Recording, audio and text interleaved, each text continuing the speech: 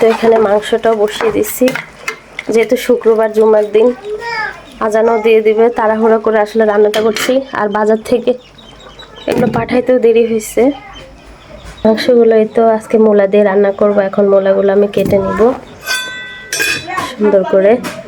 এই যে 3টা মূলা একদম কি সুন্দর সুন্দর, এটা দিয়ে আজকে মাংস রান্না করব। পুকুর থেকে এই তো মূলাগুলো সুন্দর করে ধুয়ে আনছি।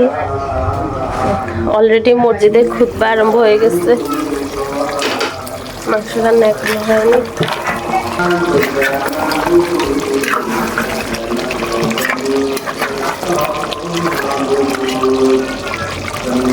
মাংস সিদ্ধ হতে এখনো বহুত দেরি আছে, একটু সিদ্ধ হবে ভালো করে, তারপর আমি মূলাগুলো দিয়ে দিব। মূলা দিয়ে গরুর মাংস খেতে কে কে পছন্দ করেন সবাই আমাকে অবশ্যই কমেন্টে জানাবেন।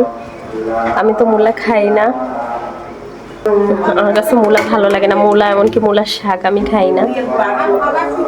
বন্ধুরা এই তো গরুর মাংসগুলো সিদ্ধ হয়ে আসছে, তো এই পর্যায়ে আমি এই তো মূলাগুলো দিয়ে দিচ্ছি।